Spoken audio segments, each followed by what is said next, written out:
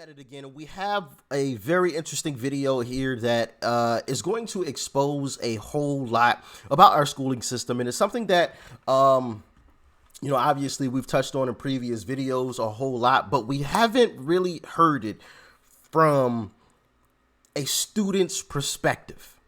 And that's what we're going to be checking out today. So make sure you guys hit that like button. Really helps out with the YouTube algorithm. It'll help this video get spread out to more and more people. And make sure you guys are sharing these videos as well. Obviously the powers that be don't want more people to watch these types of videos. So when you guys share these types of videos, it doesn't really matter if they, don't really want these videos to be out there that much. If you guys are sharing them, it helps them also spread out farther and get in front of more eyeballs, because I think more people need to see and hear stuff like this, so everyone is aware of the actual truth and what's actually going on in our schooling system. But last thing I wanted to touch on, and I've touched on it in previous videos today, but I do have a scammer that is trying to scam you guys out of money. So please be aware of that.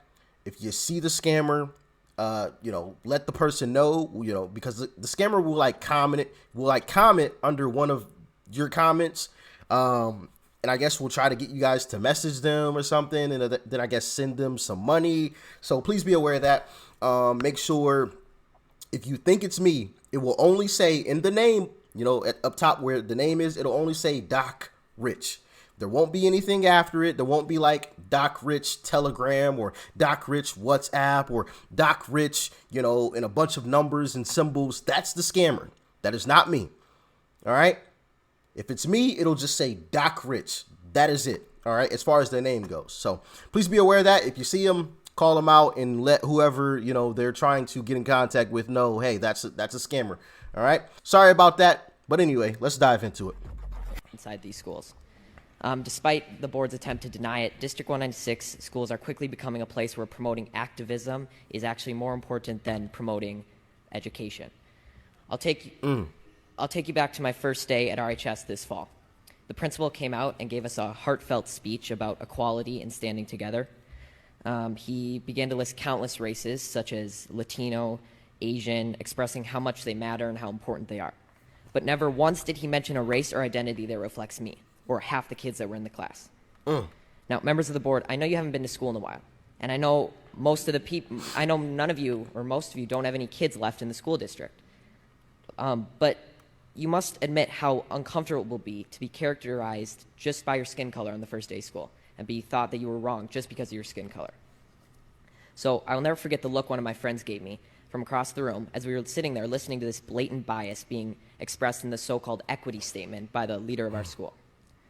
To be clear, I don't need you to tell me that I matter, but hearing the condolences given to other races and leaving just one race out, inevitably you'll start to feel like you've done something wrong. And in our principal's attempt to unify us, he instead created unwarranted boundaries and barriers between his students, pitting us against each other based on characteristics that we can't control. Bang. You're now a horrible, terrible person if you're white. And, just to think that, we fought, well, not we, but Americans fought to end that kind of treatment of people, only for us to return back to it. Obviously, historically in this country, back in the day, black folks, weren't treated very well. And Americans fought to change that. We got away from that. And now we're just walking right back into it, except everybody just wants, well, not everybody, I shouldn't say everybody. The left just wants to flip it. Now white people are going to be the new black people, right? And it's just like, if it was wrong for one skin color, it's wrong for another. What's wrong is wrong. Like this whole, like he said, instead of bringing folks together, you're just creating more division. A white person's not bad simply because they were born white. Are there bad white people? Yeah, of course. Are there bad black people? Yes, of course. Are there bad Asians? Of course. There's bad in every race. So to just single out one race and just paint them as privileged or bad, I mean, that's just ignorant. It's just like, come on, man.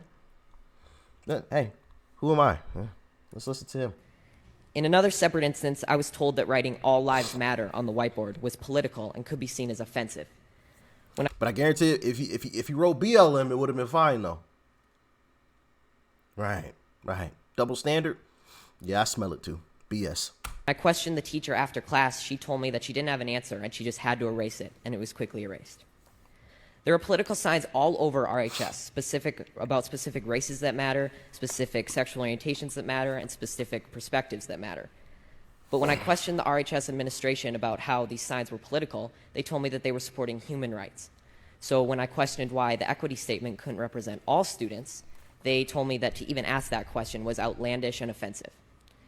And when I asked why that was, they told me, quote, "Whites have a pretty good situation right now," unquote. So is that happy the crowd reacted that way? Because that's just absolutely ridiculous. As if there aren't poor white people.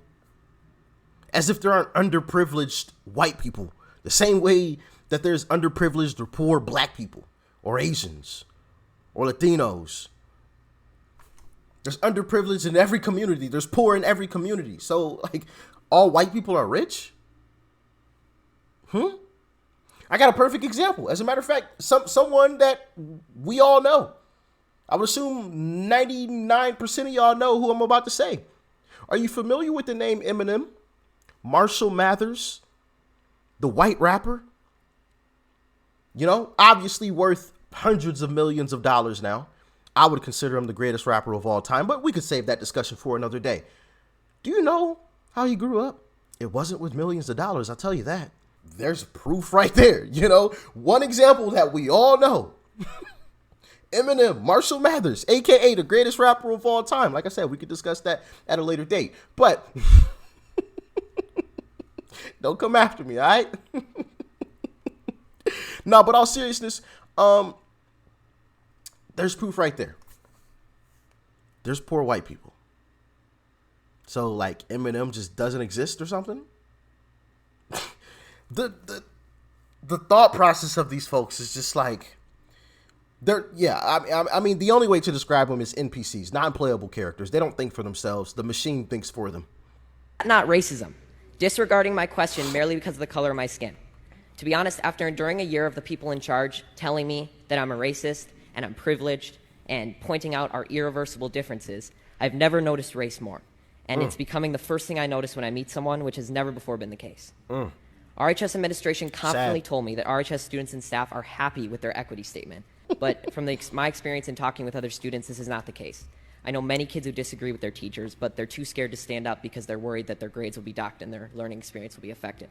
Wow.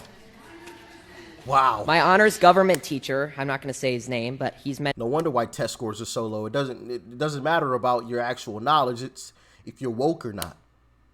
Mentioned that Democrats care more about all people. Honors government teacher, I'm not going to say his name, but he's mentioned that Democrats care more about all people while Republicans only care about themselves. Nah, call him out. And he's also inferred to us that socialism is better than democracy. He even had a statue. He had a statue of a socialist leader in his classroom. I've been told by a lot of kids that they just stay silent and adjust their schoolwork to reflect an acceptable opinion to secure a good grade. I've been approached by multiple teachers who have told me in private that they just want to say that they agree with me and they support me standing up, but they can't say it in front of the class for fear of being disciplined by the administration in some way or losing their jobs. There is clearly only one way to think in this district, and that is that they are teaching their kids to shut up if they don't agree. Now, members of the board, I want you to take a good look at yourselves in the mirror tonight and ask, are you really standing up for the equality of all people, or are you just pushing a damaging political ideology on our students? A fellow coworker at my job, who, by the way, is of color, discreetly told me that the schools seem to be pushing a very leftist agenda in class. This proved that not everyone is happy with your school, and not everyone who isn't happy is white. Now, due to all these... Before he continues on, and this is why I stated before that it's time. It is time we shut down the schooling system and we rebuild it from the ground up. If that means I'd even be willing to sacrifice an entire school year, so be it. They aren't learning anything at this point anyway. They literally aren't learning. You heard him. He literally said that they tiptoe on a line to make sure that they get the grade that they want. They capitulate to what they think the teacher wants them to say. Not what's actually right, but what they think the teacher wants them to say. That's no longer learning anything. Well, except for woke ideology. So I would propose that we shut down all schools. We fire every single staff member inside of every single public school across America. Every single one. From the principals all the way down, including the janitors. Everybody. Yeah, I know. Janitors catching some strays right now, okay? I'm sorry, but everybody has to go. All right? And then we start the hiring process. We can start with the janitor. We can get the janitor back in the building to make sure everything's good and clean. All right? Now, like I said before, that may take some time. But in my humble opinion, and maybe I'm wrong, maybe there's a lot of stuff about this that I haven't really thought about that you guys may be thinking about. You can let me know in the comment section. I could be wrong on everything that I am saying. I acknowledge that. I'm well aware of that. I'm not trying to say I'm on a high horse and I have it all figured out, because I don't. This is just me, spitting out my ideas and seeing if you guys agree with it. Now, like I said, that could really take some time, and I'd be willing to sacrifice an entire school year to get it done, because obviously the hiring process takes quite a bit of time. I would prefer that we only, if we had to sacrifice any schooling time, half of a school year, and then we get the kids right back in school, because obviously, parents, school is kind of like daycares for some parents, and trying to figure all that out over the course of a year can get really, really hectic. So I understand. But I think the alternative is worse. Letting these woke teachers and woke principals, run these schools is just a horrible idea. And I mean, it shows in the test scores. It shows. The proof is in the pudding, right? So we get kids back into schools, and we let all staff know we aren't preaching about any woke ideology. We are teaching about reading, writing, science, and math. And if you go outside of that, obviously, if you're learning a different language, like school relevant topics, not this woke political stuff. Even if you want to talk about conservative stuff, no, we're not teaching anything political. I don't want to be a hypocrite. Let's just get the liberals out and just teach them a bunch of, no. Teach them a bunch of conservative stuff. Not at all. We're not going to teach anything political. We can teach love of your country, right? You should appreciate and love where you live. It's a great place. And if we go anywhere outside of that, critical thinking skills, not CRT, right? Not CRT, but the ability to think for yourself. That should be what kids should be learning about in schools, not diversity and this person and that person and pronoun this and pronoun that. No. You don't talk about any of that. And if you do, you are immediately fired. And we will have a database of all fired teachers so that you cannot go to the next school district and be rehired. You are done being a teacher on all levels.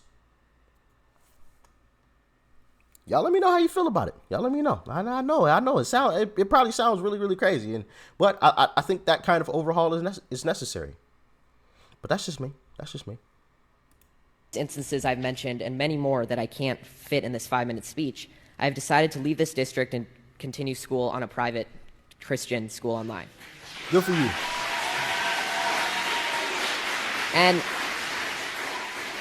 And there will be sacrifices, and I will not get to walk in the graduation ceremony or attend milestones at RHS, but I will be able to learn in an environment that is not intent on punishing me daily for my skin color and political views.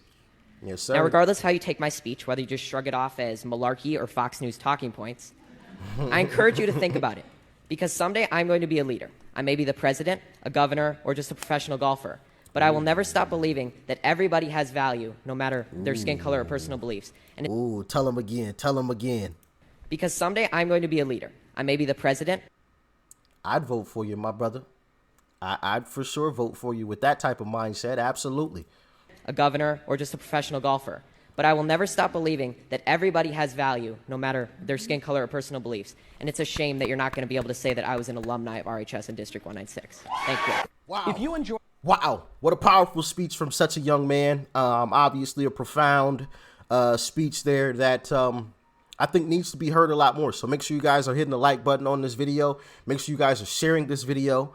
Sharing it with all of your neighbors, friends, and family, because people need to see and hear what's actually going on in these schools. You don't need to hear it from me. You can hear it from a student who's actually been in the classrooms. Oh, you guys are just crazy. You guys are all paranoid. Those are lies. No, here it is. Right from someone who's actually been in the classroom, right from the source. You don't have to hear it from me. Right? And also, what do you guys think can be done to fix our schooling system? Do you think that my idea was a great idea? Do you think it was too much? Obviously, I mean, some people may see it as that, and I would understand that. But what alternative do you have for it if that was too much? Let me know in the comment section. I'd really be interested to hear your thoughts and your opinions on what we can do to overhaul our schooling system. I don't think getting rid of it completely is the answer. Because, you know, like I said, I mean, there's just so much that goes into that. But how do we fix it? Or do we just leave it alone and just say, whatever? Y'all let me know in the comment section below. Like, share, comment, and of course, hit that subscribe button before you go. Peace and love. Y'all stay safe out there. I'm out.